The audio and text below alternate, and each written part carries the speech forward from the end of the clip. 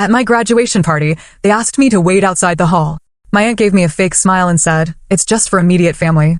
I glanced around. Everyone else was already inside. So I picked up my cap and gown, turned my back, and said, "Looks like I'll find somewhere else to celebrate." As I walked off, my dad suddenly rushed out, completely panicked. That's when everything shifted. The moment I saw my Aunt Patricia's thin smile, blocking the entrance to my own graduation party, my heart didn't just sink, it shattered. For grueling years of medical school, all the sacrifices my mom made, and here I was, the graduate, standing outside, completely invisible. "The party is just for close family right now, Hannah," she'd said, and I instantly knew this wasn't just about a party, it was about a lifetime of feeling like I wasn't enough for my own family. Growing up, my mom, Janet Williams, was my everything. After my dad left when I was 3, she worked herself to the bone 3 jobs, morning to night, just to keep a roof over our heads. But no matter how tired she was, she always found time for me, helping with homework, cheering me on at school events. "Education is the one thing no one can ever take from you, Hannah," she'd say, her eyes heavy but her smile unwavering. "Your brain is your ticket to freedom." Our tiny, 2-bedroom apartment might have been in a less than ideal neighborhood, but it was our fortress. While other kids got new clothes and fancy toys, my treasures were trips to the public library. Mom made sure I never felt poor, even turning electricity shutoffs into flashlight adventures. But then there was extended family, a completely different story. My mom's sister, Aunt Patricia, married into money, and she never let us forget it. Their Christmas cards were perfect portraits from exotic vacations. When they hosted family gatherings, we were sometimes invited, but always felt like outsiders. My cousins, Emma, Jake, and Tyler, had everything I didn't: private schools, summer camps, parents at every game and recital. Why doesn't Aunt Patricia like us? I once asked my mom after a particularly uncomfortable Thanksgiving where my aunt commented on my thrift store dress. Mom just squeezed my hand. "Some people measure worth by what you have, not who you are. That's their loss." Despite the strained family dynamics, school became my refuge. It was a place where effort equaled results. By high school, I was taking all AP classes, working part-time at a local pharmacy. Dr. Santiago, the pharmacist, saw something in me. "You have a natural talent for remembering medication interactions," he told me, "and more importantly, you care about the people behind the prescriptions. That's what makes a good doctor." The dream of becoming a physician seemed impossible with our financial situation, but my mother wouldn't hear of limitations. She helped me research scholarships, attended college fairs, and spent hours perfecting my application essays. When acceptance letters arrived, including a partial scholarship from State University, we danced in our tiny kitchen. "You're going to be Dr. Williams someday," Mom said, tears in her eyes. I always knew it. College was a constant balancing act of academics, work-study jobs, and student loans.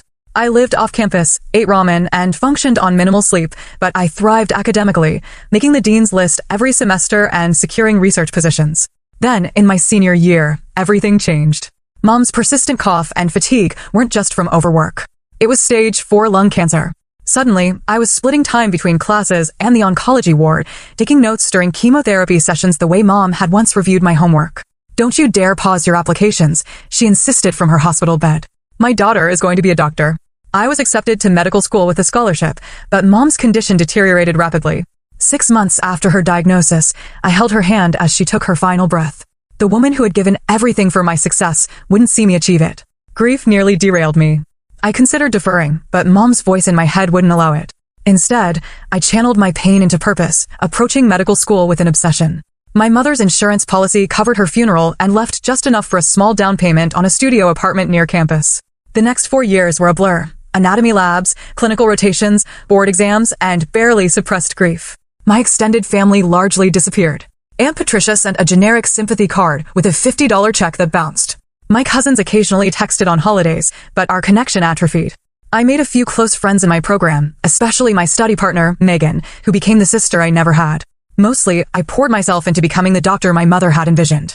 In my final year, I was awarded the Preston Memorial Scholarship for emerging physicians dedicated to underserved communities, covering my remaining tuition and a stipend. When graduation approached, I sent announcements to my extended family more out of obligation than expectation. To my surprise, Aunt Patricia called. "We're so proud of you, Hannah," she said, her voice dripping with an enthusiasm I'd never heard directed at me. "The family wants to throw you a proper graduation party. You're the doctor in the family." I was suspicious, but hopeful. Maybe, just maybe, my achievement had finally earned their respect. "That sounds wonderful," I replied cautiously. "Leave everything to me," Patricia assured me. "Just focus on your graduation ceremony. This will be a celebration worthy of Dr. Williams." For the first time in years, I allowed myself to feel excited about family. Maybe this was a turning point, a chance to heal old wounds. I even splurged on a new dress. The actual graduation ceremony that day had been bittersweet. Sitting among my peers, I felt Mom's absence like a physical pain. When Hannah Janet Williams was called, I walked across the stage, scanning the audience out of habit, though I knew no family was there. Patricia had said they'd meet me at the restaurant. Your mom would be so proud, my advisor said, hugging me tightly. I know, I replied, believing it with all my heart. She's the reason I'm here. Little did I know, the true test of my strength wouldn't be medical school without my mother, but facing my family's continued rejection on one of the happiest days of my life. The day of graduation dawned with perfect early summer weather. After 4 years of grueling studies, sleepless nights, and moments of doubt, I had made it. Dr. Hannah Williams. The thought still felt surreal. I spent extra time getting ready, knowing this was a day my mother had dreamed about. My dress was a splurge, a knee-length navy blue number with subtle lace detailing I'd saved for weeks to afford. Mom would love this, I whispered to my reflection, touching the small pendant containing her photo that I wore around my neck. Throughout the graduation proceedings, I kept thinking about the party afterward. Aunt Patricia had texted me specific details, reservations at the Garland at 7 p.m. We have the private room in the back. Everyone's so excited to celebrate you. The Garland was one of the most upscale restaurants in town. The fact that my aunt had chosen such a venue seemed like a genuine effort to make this special. Despite our history, I felt a glimmer of hope. After the ceremony, I received congratulatory texts from several cousins. Can't wait to see you tonight, from Jake. So proud of you, sis. See you at the Garland, from Emma. Doctor in the family. Save me some cake, from Tyler. Each message fed my growing optimism. Maybe things really would be different now. I stopped home briefly to freshen up, keeping my graduation gown and cap for the party. The drive to the Garland took 15 minutes, and I rehearsed gracious responses. The restaurant was even more impressive than I'd imagined, a converted historic mansion with a grand entrance and elegant landscaping. I spotted several family members' cars. As I approached the entrance, diploma case tucked under my arm, I could hear music and laughter from inside. The hostess smiled. Welcome to the Garland. Do you have a reservation? I'm here for the Williams party, I explained. I believe they have the private room. Her expression brightened. Oh yes, they're all set up in the back. It looks wonderful. Let me get someone to show you. Hannah, there you are. I turned to see Aunt Patricia approaching, impeccably dressed in an expensive silk pantsuit. Her salon-perfect hair didn't move an inch. Something about her expression made my stomach tighten instinctively. I'll take it from here, she told the hostess, before turning to me with a smile that didn't reach her eyes. Hannah dear, you look nice. The slight pause before nice wasn't lost on me, but I pushed aside the familiar feeling of being judged. Thank you for organizing this, Aunt Patricia. The restaurant is beautiful. She glanced around as though making sure no one could overhear us. About that, we're just getting everything situated inside. Would you mind waiting out here for a few minutes, just until we're ready? I blinked in confusion. Ready? But I thought, it's just for close family right now, she said firmly, smoothing an invisible wrinkle from her sleeve. We have some things to discuss before the actual celebration. Close family. I repeated, the words not making sense. But I am family. And isn't this party supposed to be for me? Aunt Patricia's expression tightened. Of course it is, Hannah. Don't be dramatic. We just need a few minutes to finalize some things. You understand. As we stood in the entryway, I could see past her into the private room. Through the partially open door, I glimpsed tables beautifully decorated with flowers and balloons. A banner reading "Congratulations, Dr. Williams" hung on the far wall. The room was full of people, not just immediate family, but distant relatives I barely recognized, and family friends I hadn't seen in years. Everyone was inside. Everyone except me.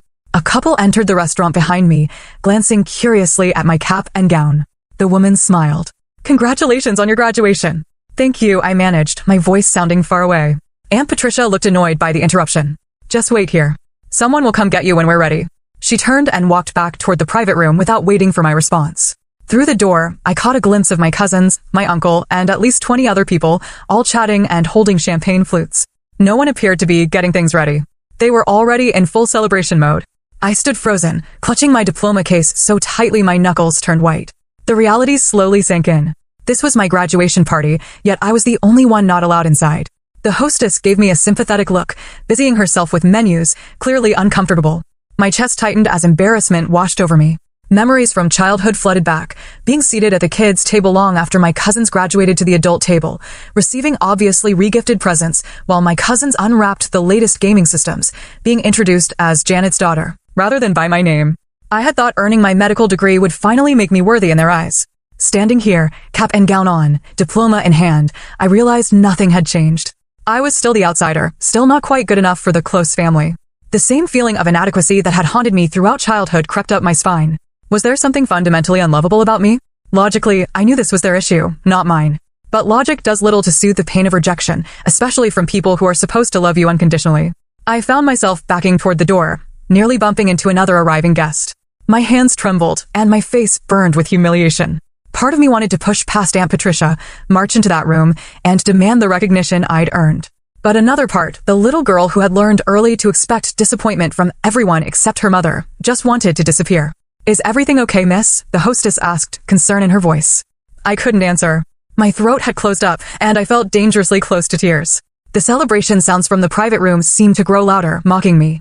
Someone laughed, a carefree sound that pierced me like physical pain. For a moment, I stood suspended between fight and flight, uncertain which instinct would win. Then my phone buzzed. A text from Megan. "How's the family party going? Sending you strength." Megan, who had seen me through panic attacks before exams. Megan, who had held me when I cried on the anniversaries of my mother's death. Megan, who was more family to me than anyone in that private room.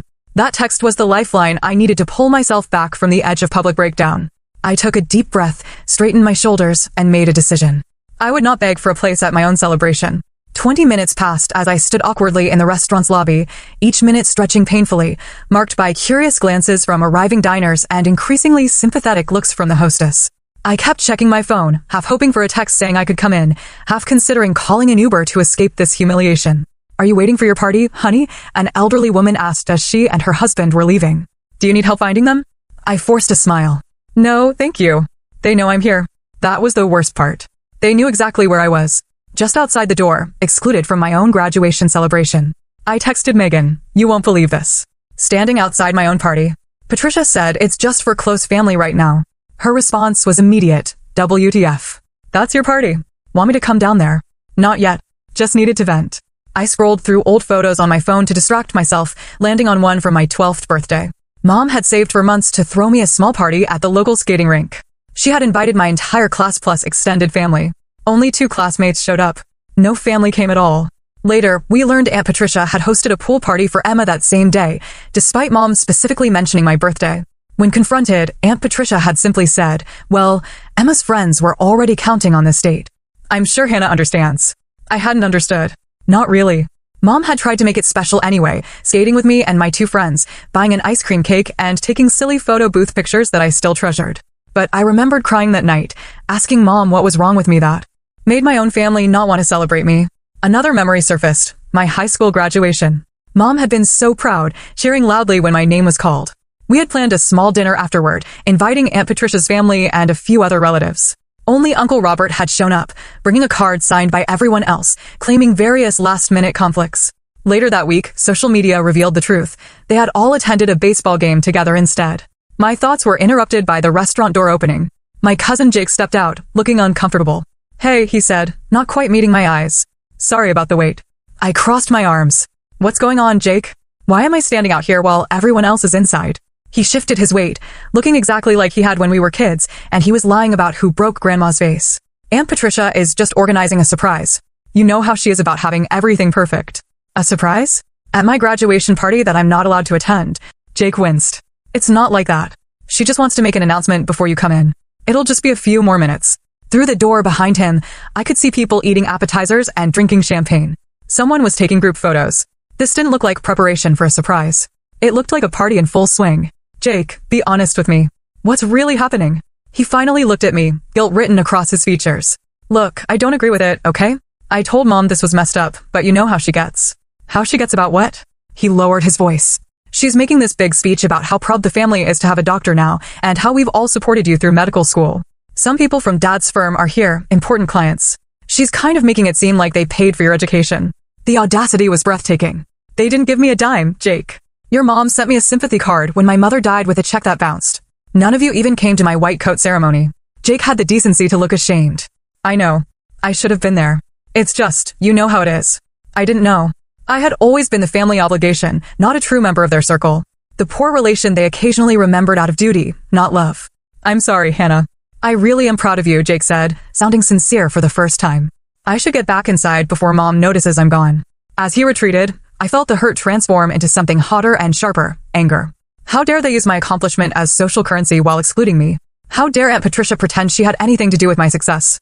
I thought about my mother, who had worked herself to exhaustion to give me opportunities, who had helped me study for the MCAT while undergoing chemotherapy, who had made me promise on her deathbed to finish what we started. "Don't let anything stop you," she had whispered, her hand frail in mine. "And don't let anyone make you feel small. You're meant for big things, Hannah." Standing outside that restaurant, in my cap and gown, I felt her absence like a physical ache. She would have stormed into that room and demanded respect for her daughter. But Mom wasn't here. It was just me. And I had a choice to make. My phone buzzed again with a text from Megan. "What's the address?" "I'm coming."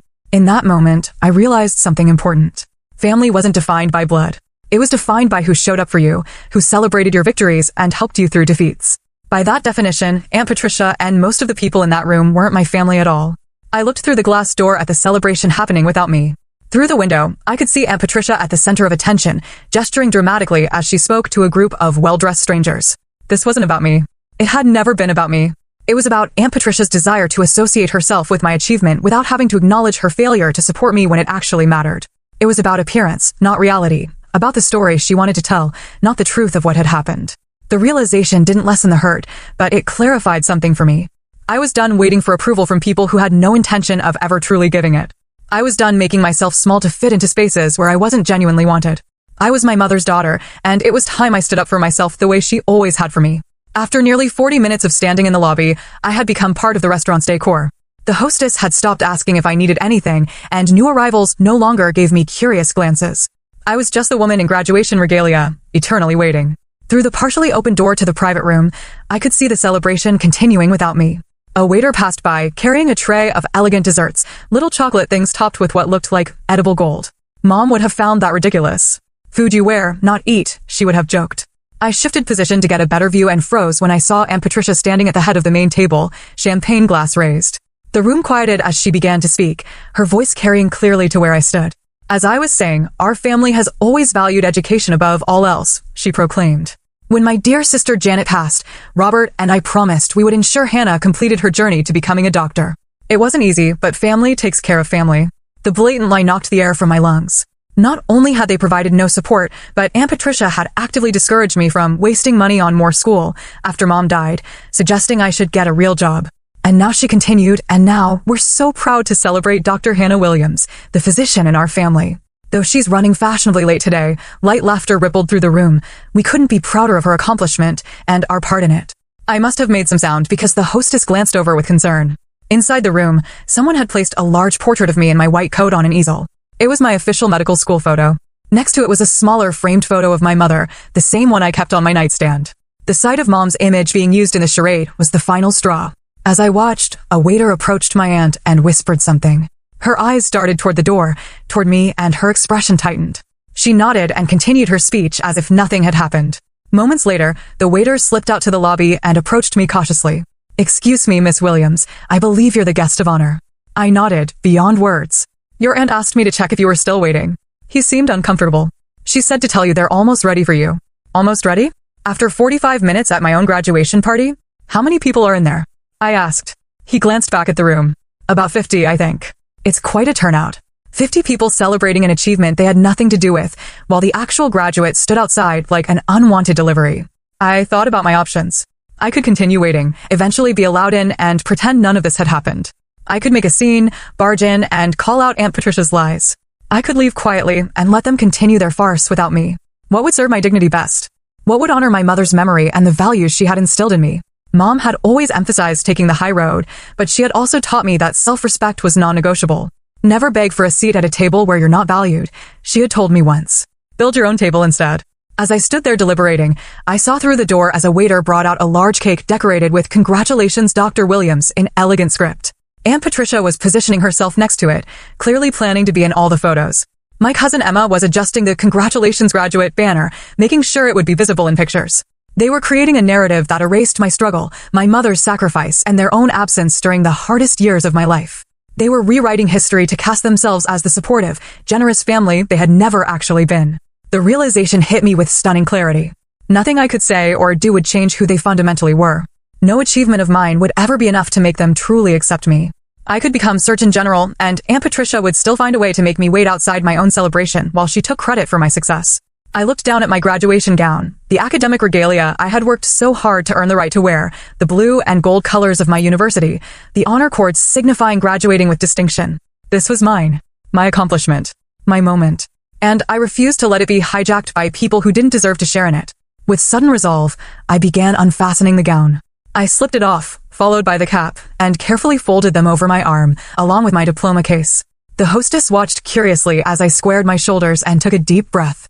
I walked to the door of the private room and pushed it open just enough to catch Aunt Patricia's eye. The conversation nearest the door faltered as people noticed me. My aunt's smile flickered for just a moment before she recovered. "There she is," she exclaimed, though not quite loud enough to interrupt the conversations happening farther back. "We're almost ready for your grand entrance, dear." I met her gaze steadily. "No need, Aunt Patricia. I can see you're all having a wonderful time celebrating something. But since this is clearly not actually about me, I'll leave you to it." Her smile hardened. "Don't be ridiculous, Hannah. Of course, this is about you. We're all here to celebrate you." "Really?" "Because I've been standing outside for nearly an hour while you told everyone how you supported me through medical school, which is interesting since I haven't seen you since Mom's funeral 4 years ago." A few nearby conversations stopped as people tuned into our exchange. Aunt Patricia's eyes darted around nervously. "This isn't the time or place for dramatics," she hissed. "We can discuss any misunderstandings later." I shook my head. "There's no misunderstanding. You wanted the social capital of having a doctor in the family without having to actually support me becoming one. You wanted the party without the person." Message received loud and clear. I held up my folded gown and cap. "I'll take these and my actual achievements elsewhere. Guess I'll celebrate with people who were actually there for me during the journey." The shocked silence that followed was deeply satisfying. For once, Aunt Patricia seemed at a loss for words. My cousin Jake half rose from his seat, looking conflicted, while Emma and Tyler stared open-mouthed. "Hannah, wait." Uncle Robert started, but I was already turning away. As I walked out of the restaurant, I felt a curious mixture of emotions. Hurt and anger, yes, but also a surprising lightness. For the first time in my life, I had stood up to the family dynamics that had made me feel inadequate for as long as I could remember. I had refused to accept scraps of attention when I deserved a full place at the table. Outside, in the warm evening air, I took a deep breath and texted Megan, "I'm leaving. Can I come over?" Her response was immediate, "Already setting up. Bring ice." I smiled through the tears that had finally escaped. My chosen family might be smaller, but it was real, and that was worth celebrating. I made it exactly 3 blocks from the Garland before pulling into a gas station parking lot, unable to see through my tears. The full weight of what had just happened crashed over me like a wave. I sat behind the wheel, clutching my carefully folded graduation gown, and sobbed deep, body-shaking sobs that came from a place of accumulated grief. I cried for my mother, who should have been there, for the family support I had never received, and for the little girl inside me who still craved validation from people who would never give it. When the initial storm passed, I called Megan, my voice still thick with emotion. "They're throwing a party for me that I'm not allowed to attend," I explained, the absurdity of it hitting me anew. "Patricia is literally taking credit for putting me through medical school. Those absolute trash humans." Megan fumed. "I knew your aunt was bad, but this is another level." I wiped my eyes, smudging my carefully applied makeup. "I don't know why I'm even surprised. This is just more of the same, isn't it? They've always treated me like this. Which is why you're better off without them. Come over now." I've already texted the group. "What group?" "The Real Celebration Committee," she said with determination. "Just get your butt over here with ice." By the time I arrived at Megan's apartment 20 minutes later, my phone was buzzing constantly with notifications, multiple text messages from Jake. That was messed up. "I'm sorry. Mom is trying to spin it like you had a meltdown. Are you okay? Where are you?" And surprisingly, one from Uncle Robert. "Your mother would be ashamed of how you were treated today. I should have spoken up sooner. This isn't right." I silenced my phone and focused on climbing the stairs to Megan's third-floor apartment, ice bag in one hand, graduation regalia and diploma in the other. When she opened the door, I was greeted by the sound of celebratory music and the sight of hastily hung decorations. A handwritten "Congrats, Dr. Hannah" banner stretched across her living room and blue and gold balloons taped to the walls.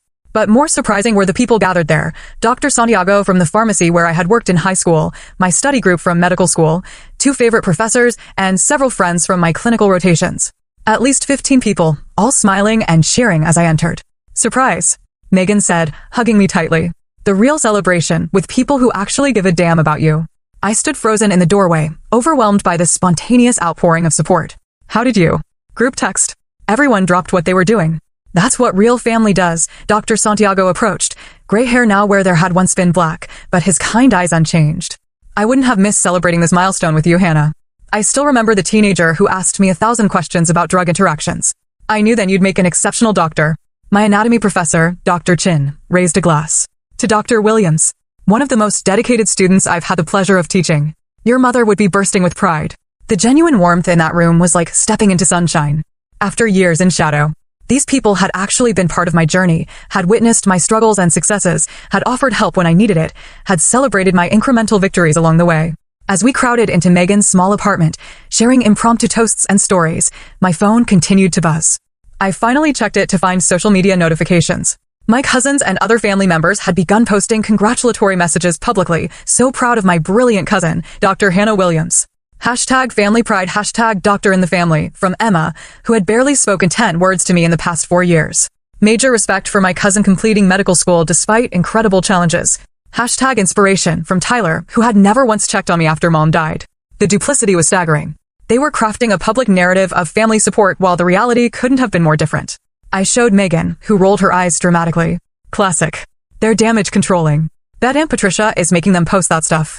Before I could respond, my phone rang with an unknown number. I almost declined it, but something made me answer. Is this Hannah Williams? A woman's voice asked. Yes, this is she. This is Marjorie, the events manager at the Garland. I wanted to personally apologize for what happened this evening. Your situation was brought to my attention by several of our staff who were very concerned. I stepped into Megan's bedroom for privacy. Oh, thank you, but it wasn't the restaurant's fault. Nevertheless, what happened was unacceptable. I've worked here for 15 years, and I've never seen anything quite like it. She paused. I should tell you that shortly after you left, quite a scene developed. Several people walked out, including an older gentleman who I believe was your uncle. My heart skipped. Uncle Robert left? Yes, and he was quite vocal about his disapproval. 2 younger men followed him. They appeared to be around your age. Jake and Tyler. That was unexpected. The party broke up rather quickly after that. Marjorie continued. Your aunt tried to continue as if nothing had happened, but it was awkward, to say the least. A small, petty part of me was gratified to hear that my departure had disrupted their carefully orchestrated event. But mostly, I was shocked that Uncle Robert and my cousins had actually taken a stand. I appreciate you letting me know, I told her. There's one more thing, she added. The gentleman, your uncle, settled the bill in full, but left instructions that the cake was to be delivered to you. He left your address with us. Would tomorrow morning be acceptable? I gave her Megan's address instead, thanked her, and returned to the celebration in the living room with a strange feeling of vindication. At least some of my family had recognized the injustice. As the evening progressed, I received 3 more calls from Uncle Robert, which I let go to voicemail, not ready to talk. But I did listen to his messages. Hannah, it's Uncle Robert. What happened tonight was inexcusable. Patricia had no right to treat you that way, especially not on your graduation day. I should have put a stop to it immediately. Please call me back when you can. A few minutes later, it's me again. I've left the party. So have Jake and Tyler. We're at the diner on Main if you want to join us. No pressure, but the door is open. And then, an hour later, just checking if you're okay. I understand if you don't want to talk right now. Just know that I'm truly sorry, and I'd like to make it right if you'll give me the chance. I showed the messages to Megan, who had been my rock through every medical school crisis. What do you think? I asked her. Should I call him back? She considered it seriously. He's making an effort. That's more than can be said for the rest of them. Maybe hear him out, but set boundaries. You don't owe anyone automatic forgiveness. I nodded, feeling a new sense of empowerment. For too long, I had accepted whatever scraps of family connection were thrown my way. But standing up for myself at the restaurant had shifted something fundamental. I deserved better. And for the first time, I truly believed it. My phone chimed with a text from Jake. I messed up big time. Should have stood up for you right away. Left with Dad and Tyler. Can we talk tomorrow? The celebration around me continued genuine, warm, and supportive. These people had shown up for me when it counted. They were celebrating my achievement, not using it for their own social capital. This was what family was supposed to feel like. Dr. Santiago raised his glass again. I propose another toast, not just to Hannah's achievement, but to her character. Janet raised a daughter with integrity, persistence, and compassion. Those qualities will make you an exceptional physician. As everyone clinked glasses, my anatomy lab partner, Marcus, called out, speech from the doctor. Surrounded by people who actually cared about me, I found my voice. I couldn't have done this without all of you. Medical school is impossible to get through alone. And each of you helped me in ways you might not even realize. My voice caught. My mom used to say that family isn't just about blood. It's about who shows up. All of you showed up, not just today, but throughout this journey. I raised my glass, feeling a bittersweet mixture of grief and gratitude.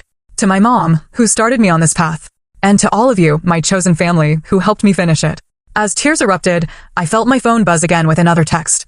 This one from an unexpected source. Hannah, your behavior tonight was embarrassing and childish. After all we've done for you, this is how you repay us? You've always had a flair for drama, just like your mother. I showed it to Megan, who gasped in outrage.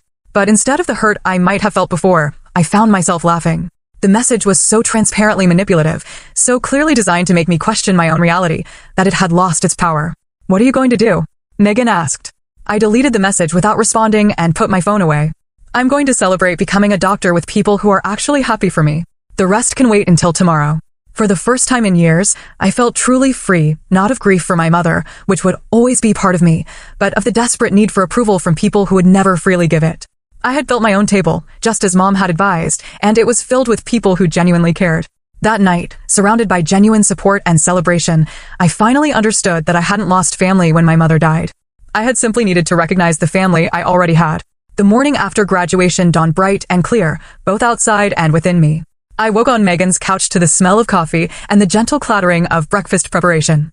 My head ached slightly from the champagne we'd consumed, but the emotional hangover I'd expected was surprisingly absent.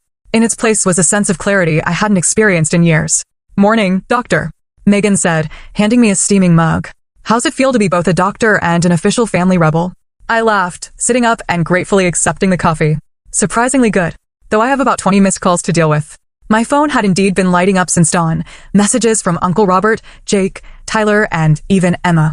Conspicuously, absent was any communication from Aunt Patricia beyond her passive-aggressive text from the night before. I scrolled through them while sipping my coffee, trying to decide my next move. "The cake's being delivered at 10 o'clock, I reminded Megan. "Yes, stolen graduation cake for breakfast. I'm here for this level of petty." Around 9:30, while we were still in pajamas discussing whether to respond to any of the messages, an unexpected knock came at the door. Megan peeked through the peephole and turned to me with wide eyes. "It's your Aunt Patricia," she whispered. "And she does not look happy." My stomach dropped. I hadn't given the Garland Megan's address. Only Uncle Robert had that information. He must have told his wife. "You don't have to see her," Megan said firmly. "I can tell her to leave." I considered this for a moment. Running away or hiding would only reinforce the dynamic that had existed all my life. Aunt Patricia as the authority figure, me as the chastened child. It was time to change that pattern. "No, I'll talk to her," I decided, standing up. "But here, on my terms." I quickly ran a brush through my hair and straightened my wrinkled clothes from the day before. Not ideal, but this wasn't about appearances anymore. When I opened the door, Aunt Patricia stood there in another impeccable outfit, her handbag clutched tightly against her body like armor. Her lips were pressed into a thin line, her entire posture radiating disapproval. "May I come in?" she asked stiffly. "You can say whatever you came to say from there," I replied, surprised by the steadiness in my voice. Her eyes narrowed at this defiance. "This isn't a conversation for hallways, Hannah. I raised you better than that. Actually, you didn't raise me at all. My mother did. And she taught me that respect is earned, not automatically granted based on family title." Aunt Patricia flinched almost imperceptibly. For a moment, I saw something flicker across her face, not anger, but something more complex. "Fine," she said after a pause. "I came to tell you that your behavior yesterday was unacceptable. Do you have any idea how much that party cost? How many important connections were there specifically to meet you? You embarrassed the entire family." I leaned against the door frame, considering her words. That's interesting, because from where I was standing outside my own party, it seemed like the event was more about you than me. You were taking credit for supporting me through medical school when we both know that's not true. "We are family," she insisted. "Your accomplishments reflect on all of us." "Family?" I repeated the word, bitter on my tongue. Where was this family when Mom was dying? Where was this family when I was working 3 jobs to make rent during my first year of medical school? Where were you, Aunt Patricia, when I needed actual support, not a performative party after I'd already succeeded? She adjusted her handbag, clearly uncomfortable. Your mother chose her path. She always had to do everything her own way. Even when we offered help, this blatant revision of history ignited something in me. What help? When Mom worked herself to exhaustion providing for me because her family, your family, decided she wasn't worth supporting when she became a single mother. You all judged her, excluded her, made her feel less than. And then you did the same to me. That's not true, she protested. But her voice lacked conviction. It is true. And you know what's sad? I spent years thinking if I just achieved enough, if I just became successful enough, you would finally accept me. But standing outside that restaurant yesterday, I realized it would never be enough. The problem was never me, it was you. Aunt Patricia's carefully maintained facade cracked slightly. You don't understand. Things were complicated with your mother and me. Then help me understand, I challenged. Because from my perspective, you've treated me like an unwanted obligation my entire life. She was silent for a long moment, staring past me into the apartment. When she finally spoke, her voice was quieter. Your mother was always the smart one, the pretty one, the one everyone adored. I was the practical one, the responsible one. I did everything right, married well, maintained the family connections, upheld our social standing. Janet threw it all away for your father, who everyone knew was unreliable. I stared at her, realization dawning. You were jealous of her. I was concerned. She corrected quickly, but we both heard the lie. When he left and she struggled, I thought she would finally admit she had made a mistake, that she needed our help, my help. But she never did. She was too proud. She was too hurt, I countered, by her family's judgment, by her conditional love. Aunt Patricia looked away. When she got sick, I didn't know how bad it was. She didn't tell me until it was advanced. By then it was too late to reconcile. I finished for her. And after she died, instead of making amends by supporting her daughter, you just continued the same pattern. Something that might have been shame crossed her face. I didn't know how to bridge that gap. And then you were achieving everything on your own, just like she would have done. Megan appeared at my shoulder, a silent show of support, and Patricia glanced between us, seeming to register for the first time that I wasn't alone or defenseless. The party was supposed to be a gesture, she said finally. A recognition. It was a performance, I corrected gently. For your friends and connections, not for me. If you had wanted to genuinely celebrate me, you wouldn't have made me wait outside like an unwelcome guest. Before she could respond, the elevator dinged, and a delivery person appeared with an enormous cake box. Delivery for Dr. Williams? The timing was almost comical. Aunt Patricia stared at the cake, then back at me. Robert arranged for this, I nodded. He, Jake, and Tyler left the party after I did. They seem to understand what you still don't. That family means showing up when it matters, not just when it's convenient or socially advantageous. She absorbed this information with visible discomfort. For perhaps the first time in our relationship, I saw Aunt Patricia at a loss for words. The carefully constructed narrative she had built of the generous aunt supporting her less fortunate niece was crumbling before her eyes. After the delivery person handed off the cake to Megan, an awkward silence fell between us. I waited, no longer feeling the need to fill this space or make things easier for her. I should go, she finally said. Clearly this isn't the right time. When would be the right time, Aunt Patricia? After years of exclusion and judgment, when exactly would be the appropriate moment to address it? She had no answer for that. As she turned to leave, I felt not the satisfaction I might have expected, but a strange kind of pity. My aunt had spent so many years maintaining appearances and hierarchies that she had missed the true meaning of family, the unconditional support and celebration of each other's joys that my mother had embodied. For what it's worth, I called after her. I would have welcomed a genuine relationship with you and the family. Not because of what you could give me materially, but because you were my mother's sister. That meant something to me. She paused, but didn't turn around. After a moment, she continued toward the elevator, her shoulders rigid with pride or regret. Perhaps both. Later that day, I finally returned Uncle Robert's calls. Our conversation was tentative, years of distance creating an awkwardness neither of us quite knew how to navigate. I failed you and your mother, he said bluntly after preliminary pleasantries. I let Patricia dictate our family relationships because it was easier than standing up to her. He paused. Yesterday, watching you stand alone outside your own celebration, it was like seeing your mother all over again. I couldn't be complicit anymore. What happened after I left? I asked. He chuckled, without humor. I told Patricia she had gone too far. Jake and Tyler agreed. We walked out, and about half the guests followed, including most of the actual family members. The business associates she was so eager to impress were left rather confused about the whole situation. This revelation surprised me. Half the guests left? Your cousin Emma stayed, he added, but she texted me later saying she regretted not leaving too. Patricia has a strong influence over her. We talked for nearly an hour, Uncle Robert filling in gaps in my understanding of the family dynamics that had shaped my childhood, my mother's decision to marry against family wishes, the subsequent ostracism when the marriage failed, the complicated relationship between the sisters that had begun in childhood and poisoned everything that came after. None of this excuses how you were treated, he emphasized. But I want you to know it was never about you, Hannah. It was old wounds and jealousies that existed long before you were born. That doesn't make it hurt any less, I said honestly. No, I suppose it doesn't. He paused. Jake and Tyler would like to see you if you're willing. They're genuinely sorry. They've always looked up to you. You know, your determination, your independence. Qualities their mother didn't necessarily encourage in them. I promised to think about it, not ready to commit to more family interactions just yet. When we ended the call, I felt a strange mixture of closure and new beginning. The conversation hadn't erased the hurt of years of exclusion, but it had provided context I had never had before. Over the next few weeks, as I prepared for the start of my residency, I received tentative outreach from various family members. Jake invited me to coffee, where he awkwardly but sincerely apologized for years of going along with his mother's treatment of me. Emma sent a handwritten card congratulating me on graduation and expressing regret for her role in the party debacle. Even Tyler, the cousin I'd had the least connection with, texted asking if we could reconnect. Aunt Patricia remained conspicuously silent, but Uncle Robert reported that my confrontation had shaken her more than she would admit. She's not good at acknowledging when she's wrong, he explained. Never has been. But she knows she crossed a line this time. I decided to accept these tentative olive branches from my cousins while maintaining healthy boundaries. We weren't going to become an instantly close-knit family after years of distance. But perhaps we could build something new, a relationship based on who we were as adults, rather than the dynamics established in childhood. More surprisingly, I found myself considering family therapy with those willing to participate. Not to excuse the past, but to understand it better and create healthier patterns moving forward. My medical training had taught me that sometimes the most painful wounds needed to be reopened and cleaned before they could properly heal. As I packed for my move to Boston, where I would begin my residency, I placed my mother's photo carefully between layers of clothing. "I did it, Mom," I whispered. "Not just becoming a doctor, but standing up for myself the way you always wanted me to." I didn't need a fancy party or family validation to know she would have been proud. 1 year after the graduation party incident, I stood in the small but cheerful backyard of my new apartment in Boston, surrounded by a mixture of old and new friends, colleagues from my residency program, and most surprisingly, a small contingent of family members. Uncle Robert manned the grill with unnecessary seriousness. Jake was deep in conversation with Megan about a patient case I'd consulted them both on.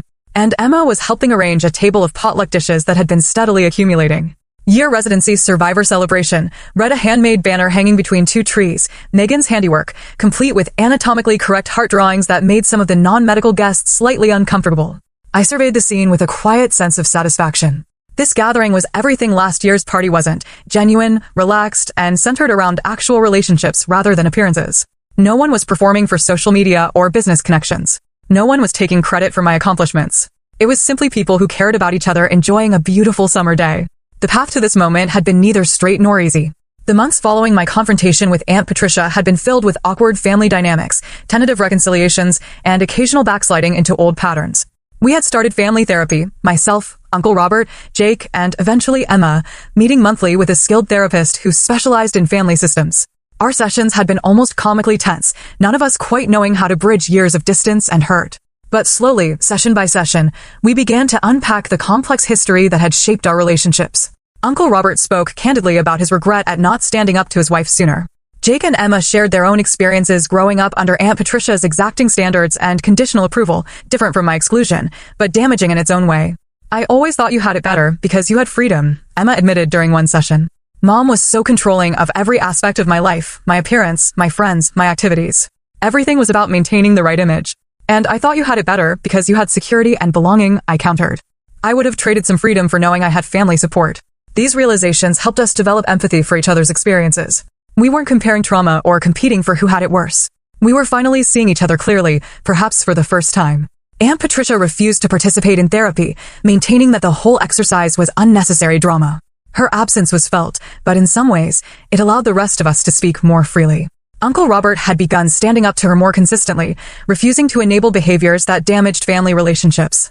It had created tension in their marriage, but he seemed more at peace with himself. "Your mother would be proud of you," he told me one day after a particularly productive therapy session. Not just for becoming a doctor, but for forcing us all to face some hard truths. Professionally, my year of residency had been the expected whirlwind of exhaustion, intense learning, and occasional triumphs. The internal medicine program at Boston General was renowned for its rigorous standards, and there were days when I questioned whether I had the stamina to continue. But the resilience I had developed throughout my life served me well in the hospital's challenging environment. What surprised me most was how my personal experience with family dysfunction had unexpectedly become an asset in my medical practice. I found I had a particular sensitivity to patients whose illnesses were complicated by family dynamics: the elderly man whose children couldn't agree on his care plan, the teenager with mysterious symptoms exacerbated by parental conflict, the young mother trying to navigate treatment decisions without family support. "You have a gift for this," my attending physician commented after watching me mediate a difficult family meeting. "Most residents your level would have gotten frustrated and walked out." "I've had some practice," I replied simply. As the backyard celebration continued around me, I found myself drawn to the small memorial table I had set up in a quiet corner. My mother's photograph stood surrounded by a few meaningful items: her favorite book, the stethoscope she had given me when I was accepted to medical school, and a small jar containing sand from the beach where we had scattered her ashes. "Having a moment?" Megan asked, appearing at my side with 2 glasses of lemonade. I smiled, accepting the drink. "Just thinking about how much has changed in a year. From standing outside your own party to hosting one. That's what I call character development." We clinked glasses, watching as the gathering evolved around us. New connections were forming, my residency mentor deep in conversation with Dr. Santiago, who had driven up from my hometown for the weekend, Jake showing my colleague Priya pictures of his new puppy, Uncle Robert earnestly discussing grilling techniques with my landlord. "You've built something good here," Megan observed. Your own kind of family. The term, chosen family, had always felt somewhat cliché to me, but looking around, I couldn't deny its accuracy. These were the people who showed up, not because of obligation or social expectation, but because of genuine care and connection. Some were related by blood, others by shared experience, but all had earned their place in my life through consistent presence and support. Aunt Patricia's absence was noticeable, but not painful. After months of minimal contact, she had sent a brief note acknowledging that perhaps she had misjudged some situations, as close to an apology as she was likely to offer. I had responded with equal brevity, leaving the door open for future reconciliation without expecting it. Our relationship remained tentative and distant, but the toxic power she had once held over me was gone. Dr. Williams, one of my interns, called, waving me over to settle a good-natured debate about a recent medical journal article.